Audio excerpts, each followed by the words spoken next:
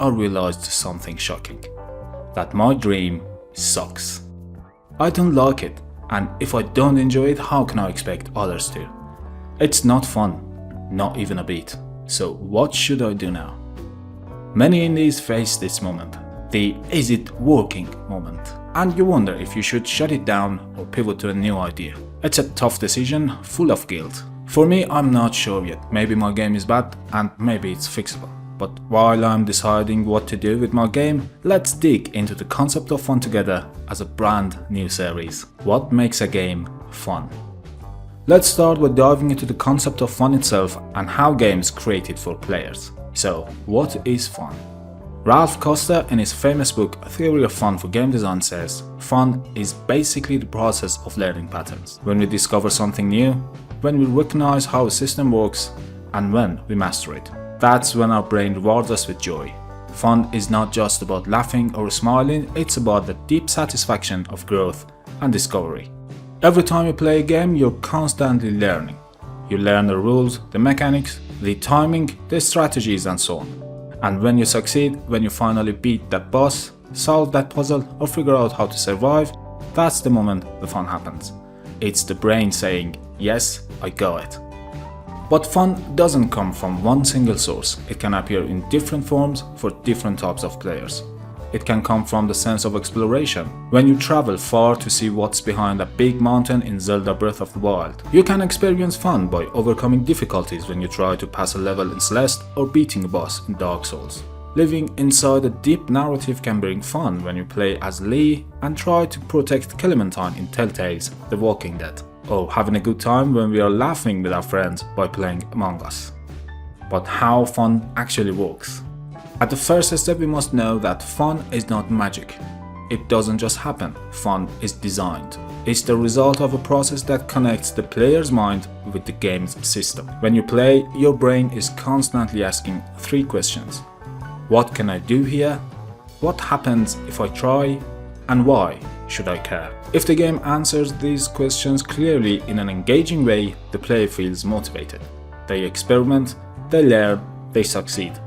And that's fun. But if the answers are boring, confusing, or meaningless, the experience collapses. That's when the game feels empty. This is why fun is so critical in game design. It's not just about entertainment, it's about engagement.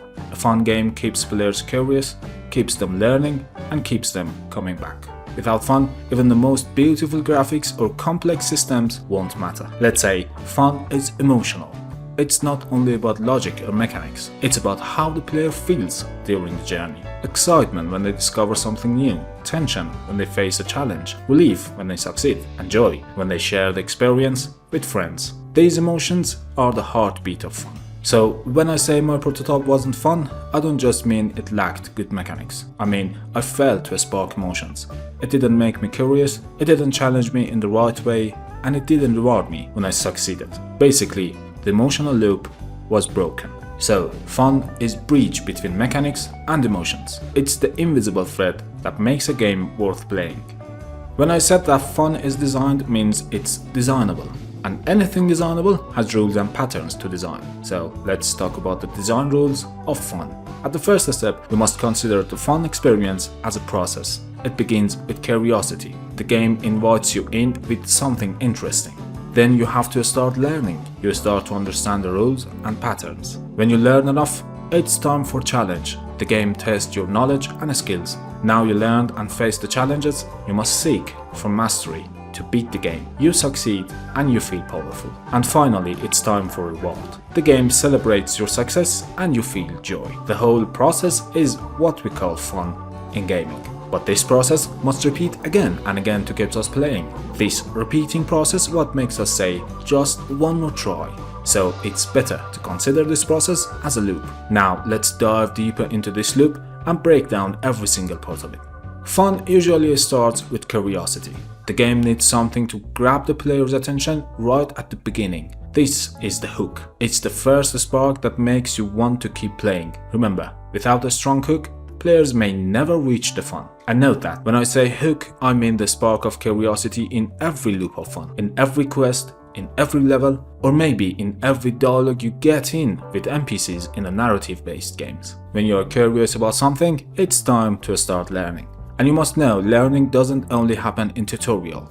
It continues throughout the whole game. Every new mechanics, every new enemy, every new puzzle is another lesson for the player. In Witcher 3 The Wild Hunt, in every quest you start learning about the incident, the person who is missing, the creature that caused damage to the villagers, and so on. And only when you learn enough, you will get a job done. In Souls-like games, every time you face a new boss, you start learning its combat pattern, and only then you can beat the boss. When players feel they're learning and improving, that's when fun grows stronger. Remember, fun is deeply connected to learning. Without learning, there's no progress, and without progress, there is no fun. When you learn enough, it's time to face the challenge. And here's the thing. Challenge is not only about fighting a tough boss in Dark Souls where you need muscle memory and combat skills. That's one kind of challenge, but it's not the only one. Challenge can also be emotional. Think about The Walking Dead by Telltale. Deciding to cut Clementine's hair with scissors, or confessing to your group that you were once in prison before the apocalypse because of a murder. These are challenges too. They don't test your reflexes, they test your emotions, your values, and your relationships, and they can be just as powerful, sometimes even more. So challenge comes in many forms. As we mentioned, there are physical challenges, such as mastering combat, timing, or puzzles, strategic challenges, planning resources, managing systems, or solving complex problems. And of course, there are emotional challenges, making tough choices, facing moral dilemmas, and dealing with consequences. What matters is that the challenge feels meaningful. It should push the players out of the comfort zone, whether that's through skills, strategy, or emotion. And when players overcome these challenges, when they win the fight, solve the puzzle, or make a hard decision, they feel satisfied. That satisfaction is fun. But the loop doesn't end here. You can't pass the challenge without mastery it. And mastery is more than just winning. It's the moment when the player feels in control. It's when the system of the game are no longer confusing, when the mechanics feel natural, and when the player can express themselves through play. In Dark Souls, mastery means you learn the enemy patterns, you've trained your reflexes, and now you can defeat bosses that once felt impossible. That mastery through skills. But mastery can also be about knowledge or emotions. In choice matter games like The Walking Dead, mastery might mean understanding how your choice shaped the story and feeling confident in the kind of person you want your character to be. What makes mastery fun is the sense of growth. Players look back and realize, I couldn't do this before, but now I can. That transformation is powerful. It's the reward for all the curiosity, learning, and challenge that came before. And it's what keeps players engaged for hours, even days. So, when we talk about fun, mastery is the peak of the cycle. It's the moment when the player feels not just entertained, but empowered. And that feeling of empowerment is why games are so unique compared